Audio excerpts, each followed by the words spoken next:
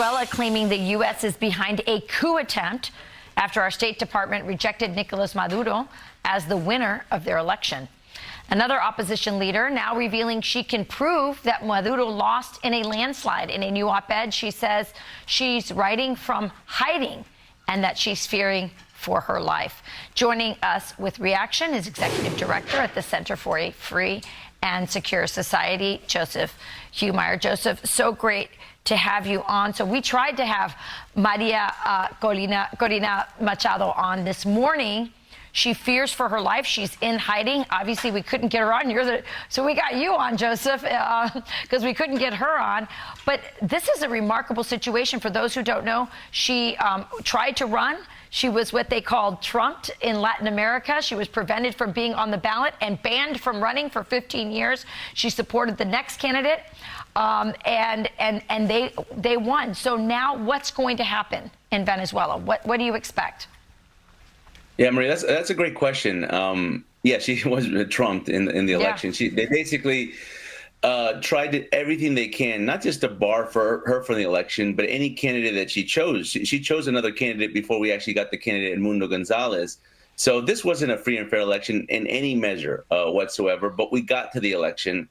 And the election result was pretty much what everybody in Latin America knows about, which was the biggest electoral fraud probably in the history of Latin America, at least in modern times. I mean, usually when we think of electoral fraud, we're thinking about 10,000 ballots here, 100,000 ballots there, fake ballots, manipulation of electoral machines. And Venezuela has done that in the past. But this time it was just flat out arbitrary, just fraud. They wrote a number, they made up a number. The number that Maduro purports is 5144 that he won, but that number, they can't back it up. There is no math that gets you to that number. And so the problem that Maduro has right now is he can't legitimize that number. He has shown no evidence of that. However, Maria Corina has. The real number, which is 60, I think it's 67, 68 to 30, a landslide victory for Edmundo Gonzalez. She actually did a very ingenious, like a very creative technique of using a civil society movement to verify the votes, scan the ballots, get them on a server outside the country, and has shown this evidence to the public. But the lesson here, I think for everybody, any democracy in the world, especially the United States, the lesson here is what Stalin once said: it's not who votes that counts, but who counts the votes. Yes. And now everything is thrown over to the Electoral Council, and the more time you give them, the more they're going to be able to manipulate, try to legitimize the fraud. Well, the list of countries that are acknowledging the opposition when Edmundo is growing. I mean, here's the list of countries. It'll be interesting to see what this dictator does. Clearly, he's also said that he's called for the arrest of her and the other candidate, and so we'll see what happens, but this cannot stand. By the way, this weekend, a secret deal revealed that the U.S. had a secret deal with the Maduro dictatorship that they did, I guess, in Qatar. What can you tell us about that? Yeah, so this is very important because a lot of people that are Venezuela watchers, they always point to something called the Barbados Agreement, which is an agreement agreed to in 2022 that basically was an agreement between the Venezuelan opposition and Maduro that said we're going to try to have these conditions that are going to take us to an election. And everyone said that Maduro violated the Barbados Agreement because he has, and that basically that this election wasn't going to be free nor fair. But the real agreement, the real deal was cut in secret. And it wasn't cut with the Venezuelan opposition. It was cut between the Biden-Harris administration and Nicolas Maduro regime, and it was done in secret in Doha, Qatar.